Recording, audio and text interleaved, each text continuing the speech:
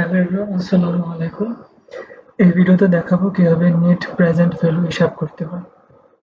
তো এটা হচ্ছে আমার ক্যাপিটাল বাজেটিং এর উপর 4 নাম্বার ভিডিও। তো নেট প্রেজেন্ট ভ্যালু হচ্ছে ক্যাপিটাল বাজেটিং টেকনিকের 8টার মধ্যে একটা টেকনিক।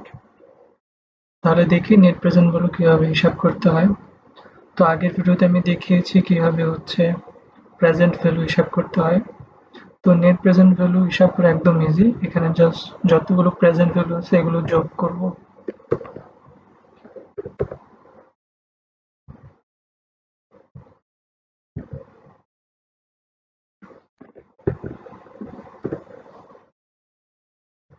তো এন্টার করলে আমাদের হচ্ছে প্রজেক্ট এর জন্য নেট প্রেজেন্ট ভ্যালু আসছে 34,413 টাকা।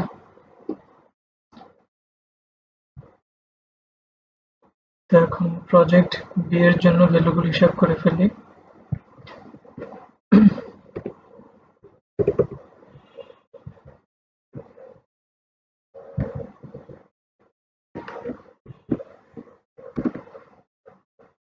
তো আমাদের প্রজেক্ট বি এর জন্য আছে 3,202 টাকা।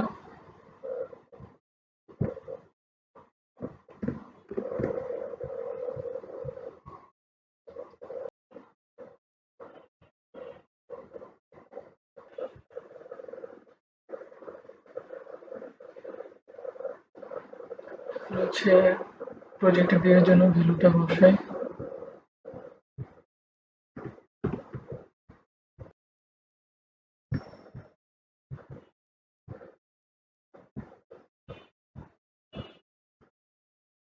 তো অনেকের মনে প্রশ্ন আসতে পারে যে প্রেজেন্ট ভ্যালু কিভাবে বের করব।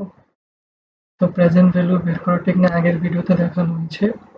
তো এখানেও সংক্ষেপে বলে রাখি। তো প্রেজেন্ট ভ্যালু আসবে আমাদের নেট ক্যাশ ইনফ্লো আর হচ্ছে ডিসকাউন্ট ফ্যাক্টর, এই দুটোর গুণফল। আর ডিসকাউন্ট ফ্যাক্টর কিভাবে বের করতে এটা তো দেখানোই হয়েছে। ডিসকাউন্ট ফ্যাক্টরের ফর্মুলা হচ্ছে 1/1 plus discount rate whole to the power year. যে ইয়ারের জন্য ওই ইয়ার ইনপুট করব। যেমন এই ম্যাথের জন্য আমার ডিসকাউন্ট রেট হচ্ছে 10%।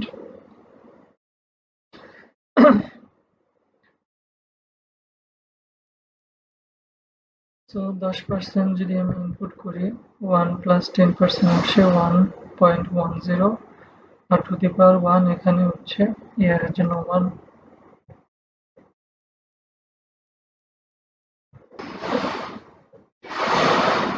সরি, আরেকটা জিনিস যেটা বলতে ভুল হয়েছে আমার, এই ম্যাথের জন্য ডিসকাউন্ট রেট 10% না, এটা হচ্ছে ইন্টারেস্ট রেট 10% প্রতি বছরের জন্য। এবং প্রজেক্ট বি এর জন্য ইন্টারেস্ট রেট 10%। সো আশা করি বোঝা গেছে। এই ভিডিও এ পর্যন্তই। নেক্সট ভিডিও আসবে আবার নতুন কোনো ক্যাপিটাল বাজেটিং টেকনিক নিয়ে। Till then take care.